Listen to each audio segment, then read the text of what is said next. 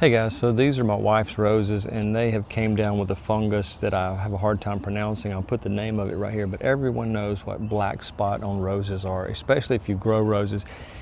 And there's almost no way to prevent it. Black spot and roses are just going to be one of those things that are going to be forever together because it travels on the air very easily, and it's made worse by moisture, humidity, heat, and rain. And that's just one of those things that you're going to have unless you live in a very dry, arid place somewhere like on the West Coast where you don't have a lot of rain and you have very dry air. You may not have any problems with black spot in those areas, but that's very rare in those type of situations. Most of the country you're dealing with black spot. I'm going to bring you in a little bit closer and give you a much closer look at what we're talking about. And I'm going to show you first a mechanical way to get this under control, or at least lessen the problem. The other thing is I'm going to use a very unusual combination of onion and tomato leaves to make a solution, a formula that will help reduce this problem as well. And like I said, there's no way to completely eliminate it. It's just part of growing roses, but I'll show you exactly what it looks like up close. Now, a month ago, these roses had none of this, and you can see you can just do the lightest amount of touching on the leaves and they're dropping in them very quickly. The rose itself will do that, and it's holding on to its healthy leaves, but I guess the rose, through its genetics makeup and however it knows, it knows these leaves have been affected, so it's dropping them. A couple of problems with this is when it drops these infected leaves and you have a rain come through, that fungus can splash back up on the lower leaves. So there's really a couple things you need to do. Now you can manually remove the infected limbs pretty easily, or you can take a leaf blower and hit them a couple times, and sometimes the infected leaves will blow away. You want to get those leaves as far away from the base of the plant as possible and just get them away from your roses. I know it's a massively manual procedure to do this, but it's just one of those things you have to eliminate this problem by doing a little bit of manual work there, whether you're using a leaf blower, you're using your cutters to manually cut away the infected stems. As you can see right here, it's just all over the roses. And like I said, a month ago, these roses were perfect, but we've had the heat and humidity come in, and so the fungus came right along with it. Now, a lot of rose bushes, you can just give it a light tug on the branch that's highly infected and it will come loose pretty easily, or you can use a pair of cutters like this and just go around removing it. But if you have dozens and dozens of roses, it's really a labor-intensive process. So just remember that you want to maybe do something like the leaf blower trick, where you just hit it lightly with a leaf blower and blow a lot of these leaves away, because they are pretty easy to come off once the plant has become heavily infected. Another thing you need to do is you need to clean up around the base of the plant as much as you can, whether through a device like a leaf blower, or you manually go in there. If you just got a few rose bushes, manually go in there and remove them. Also, you want to make sure you put in a lot of mulch before the season begins, and during the season you just want to keep adding a little bit of mulch to cover up any possibility of splashback from leaves that have fallen to the base of the plant and are infected with this fungus. So mulching is extremely important. I like to use a pine mulch because it's so fine. It really doesn't allow any of the soil that may be contaminated to have splashback onto your rose. So let's head into the greenhouse and I'll show you exactly how to put this super simple recipe together that will greatly reduce the amount of black spot on your roses. Now, there's 4 ingredients to this recipe that's going to help reduce greatly the amount of black spot you have growing on your roses, and 2 of them are just a common onion. Doesn't matter if it's sweet onion or just a regular onion, Vidalias or whatever you have, but just a common onion. You're going to finely mince this, and also some tomato leaves, and I'm going to explain to you what the 2 ingredients, or what the ingredients are in these 2 items that's going to help reduce it. But there's 2 more things that you can add to it that will greatly improve it, and there's one thing you need to add that will help this all adhere to the roses and make sure it doesn't wash away too easily even in a light rain. So I'm going to go over all 4 of the simple ingredients, and 2 of them are just things that you might already have growing in your garden. But the first one, we're going to talk about tomato leaves. Now, I cut these, they're starting to wilt very quickly because the greenhouse is so hot.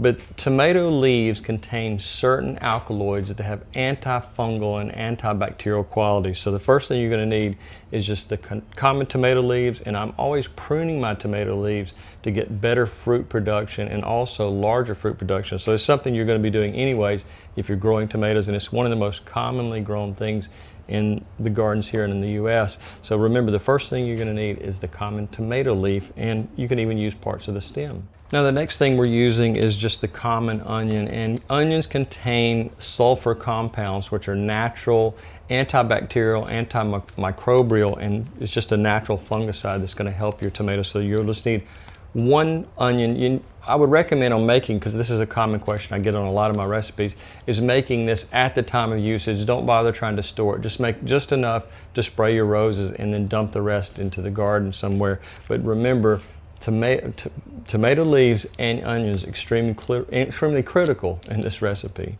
Now the next thing we're using is just common 70% alcohol, and I always have this around the house because of mosquito bites and cuts and things like that, but I keep a bottle in the greenhouse as well for some of the recipes I use. This is going to aid in drying out this formula we're spraying and help dry out the fungal spores as well even quicker. So this might be something you have to do after a heavy rainfall to keep the leaves as dry as possible. So common 70% alcohol is our next ingredient. Now the last of our 4 ingredients is just common Listerine or antiseptic mouthwash, and it has natural antibacterial and antifungal properties to it. So we're going to be adding a little bit of this as well, and this is going to really help with cutting down on the funguses, and it's well known.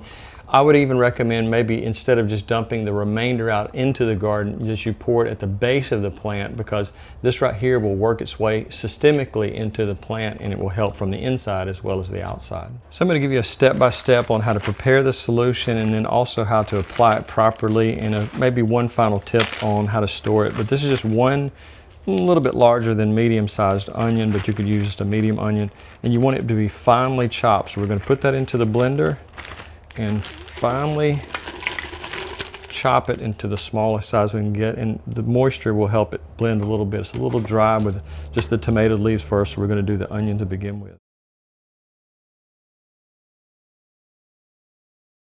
So it's okay if we blend it in a blender or if we chop it in something like this. This was in the kitchen. My wife uses this to chop onions from time to time. It's kind of a unique thing, and especially in the greenhouse it comes in handy because you can chop it up manually, but I wanted to just do it the lazy person's way and do it with a blender. So first thing we're doing is we're adding the onions to a blender so we can get that sulfur compound released from our onion, and we'll have it ready to go in our formula. So next you're going to need 2 cups of tomato leaves, and we're going to finely chop this in the blender as well. You can manually cut it with a knife, but to get all the essential alkaloids that we were talking about out of these leaves, I want to do it as finely possible in almost like a puree-like state in our blender.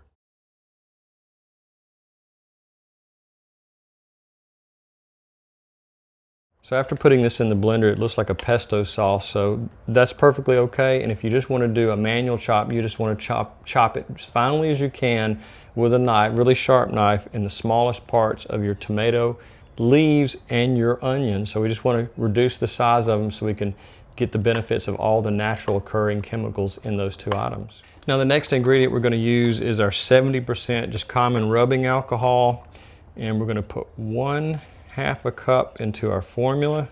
We don't want to put too much because this could be a little bit toxic if we mix it too strong.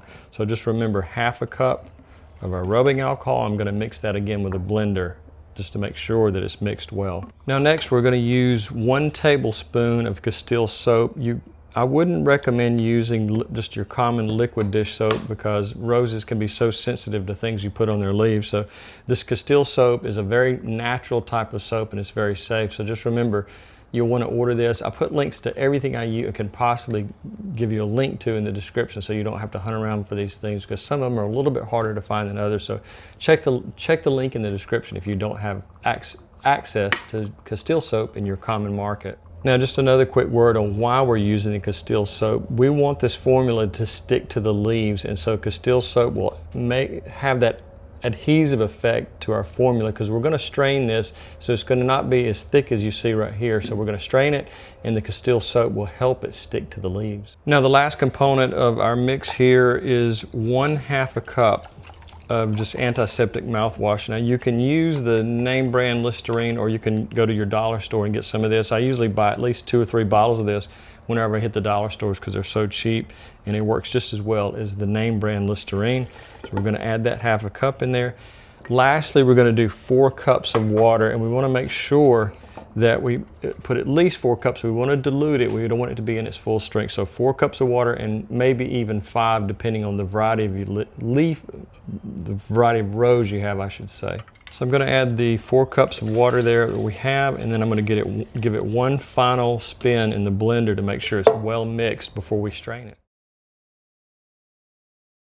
Now we want to strain this as much as possible. I'm going to use a metal strainer on the first layer, and then I'm going to use a white t-shirt to strain it even finer, because we don't want to clog up our solo sprayer, which I use these religiously around the garden. I'll put a link to the description of one as well. I think I have 5. I think I just ordered a 6th one, so I'm always using these for different solutions and problems I encounter in the garden. So if you want to try this, it really works great, and it's great for spraying underside leaves as well.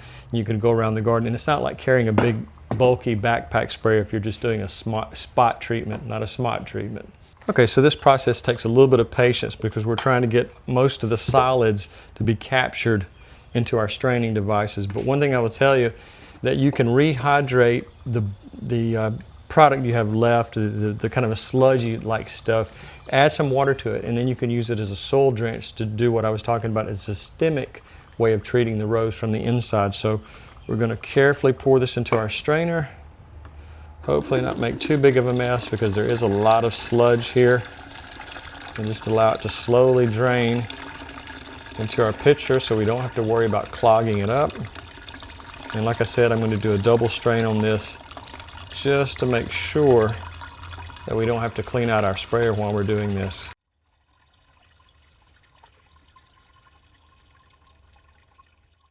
Now, as I said, don't throw this away, because we can add some water to this and use it as a soil drench. But we're just trying to get all the liquids out we can before we go through our second straining process with the t-shirt. And I'm going to have to put this somewhere where it doesn't make a giant mess. But we've removed quite a bit of the solids, but still, in order to stop from that stopping up our poor solo sprayer, we're going to filter it one more time with a white cotton t-shirt that's organic in nature. So I always have 1 or 2 of these around the greenhouse to make sure I'm not contaminating it with some type of dye. So make sure you're using an organic white t-shirt so you don't have to worry about dyes or any kind of chemicals in them there. 100% cotton. All right, so we're not going to use one layer. We're actually using both layers of the t-shirt. We're just going to kind of poke it down into our thing there. It'll take a little bit for this to strain through, so we're just going to pour it nice and slow and allow it to completely refill, so it can go out, and I'll show you how to apply this to your roses, and you won't have to use any harsh chemicals or anything that might actually do harm there.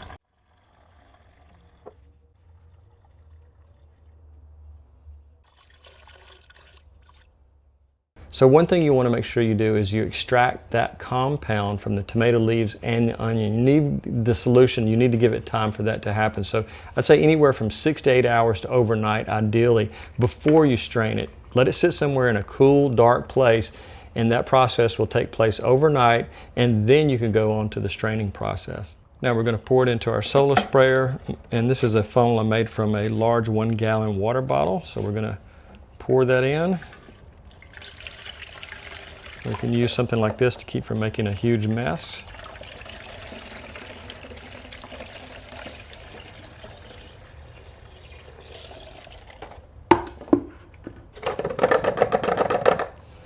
Reattach our sprayer to the top, and we'll head out to the greenhouse, the rose garden, and I'll show you exactly how to apply this to the roses. Now I'm going to give you some really important tips on using this formulation. Even though I say it's completely safe to use on roses, you need to do a test spray on one area of a rose bush to make sure you don't have any negative effects.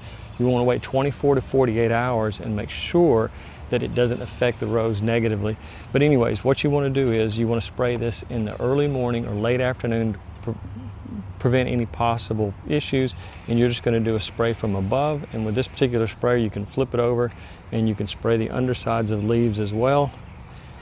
And like I said, you want to make sure you give it a really heavy treatment, and that's going to help dry out the fungus. It's going to help prevent any future infestations of this fungus. And also, as I mentioned earlier, the sludge you had left from the recipe, you want to mix it back up with water and do a soil drench right at the base of the plant. But again, you want to only do this on one rose bush and do a test and wait 24 to 48 hours to see how it does. Make sure there's no adverse side effects.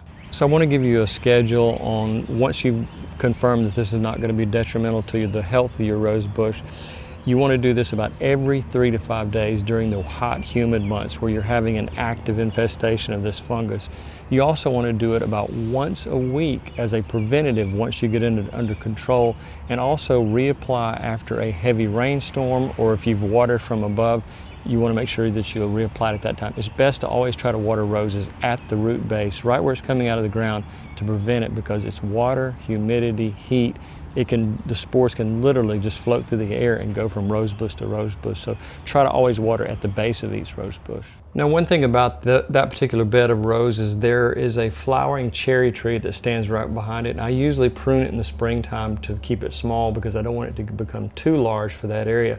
But this year I've not had a chance to prune the outer branches back, and those roses have become a little bit shaded. So you want to give the roses as much sunlight as possible, especially if you have a rainstorm coming through and maybe you weren't even at home and not aware of it. That rain can cause the spores if the leaves are not drying out quickly enough. So make sure that you prune back any overhead branches or anything like that, any kind of foliage that's causing a problem with your roses not getting the right amount of sunlight and of the water not drying out quickly enough.